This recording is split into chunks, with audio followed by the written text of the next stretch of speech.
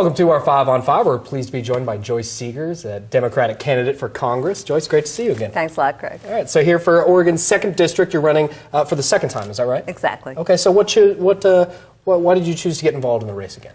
Well, there's been a lot of obstructionism going on in government, and I felt that very little was done during that time, and that what's going on in 2nd District is really, in many cases, there are dire things going on, and I really felt that it was time for me to finish up what I started, and so came back again. Now, Mr. Walden, Congressman Walden, has been in Congress for a few years now, and he forgive me, soundly defeated you a couple years ago. Right. How do you close that gap?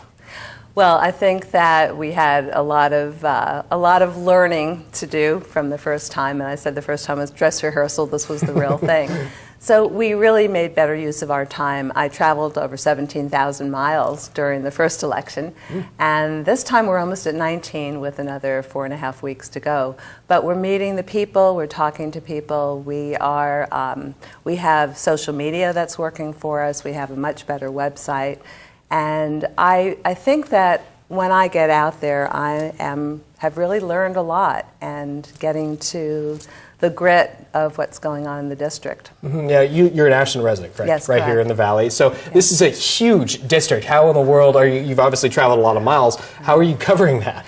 We actually have campaigns going on in most of the other areas. We have met people from Hood River, from Baker City, from the Dalles.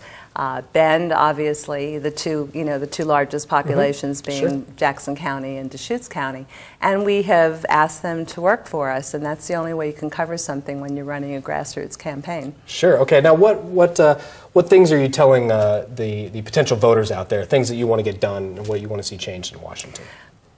Jobs, evidently, are the biggest thing, and how we do that without creating a situation where people are not having to work 3 jobs in order to pay rent.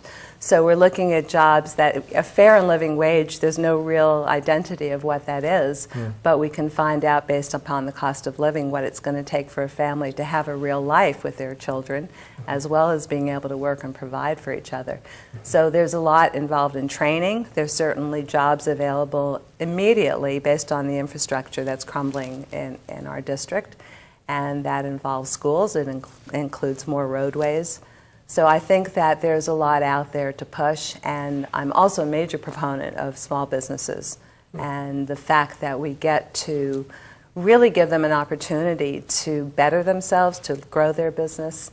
When you talk to small business owners, their biggest problem, waiting for people to walk in the door. Okay. All right, we're going to take a quick break. We'll have much more with Joyce in just a moment. Stay with us. Thank you.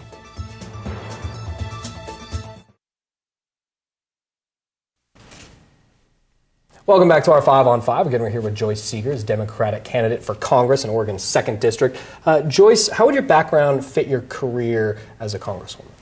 Well, my background for the last 20 years was in medical billing, and that was the reason I ran in the first time. The first time was because I believed that was a very important issue. And guess what? It's still a very important issue. I really became an advocate of patients, and the healthcare system was broken. It is even more difficult now with higher co-pays, larger premiums, and even though I might have trouble with some of the issues in the ACA, the Affordable Care Act, I think it's a great beginning. And number one in that for me is the end of pre-existing conditions, because that was probably the primary cause of bankruptcies and real financial hardships. Okay, are you limiting individual donations, and why are you doing that? Yes, because of Citizens United and what's going on in the country with these millions and millions of dollars that we can't even know who gave them, I felt I needed to make a stand. And my opponent is really part of that system. He's talked about it. He's behind Citizens United.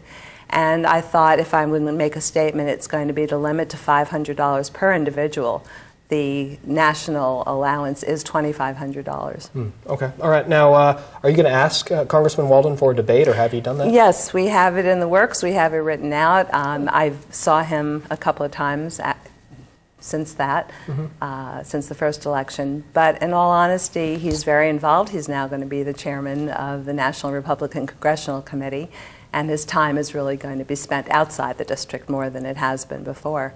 And I don't hear him speaking about the issues that are really bothering the people here. He doesn't talk about foreclosures or about education, certainly not about how small businesses can benefit. So we really are at that point of where it's a moral values to me about taking care of the people in the district as opposed to your own gain.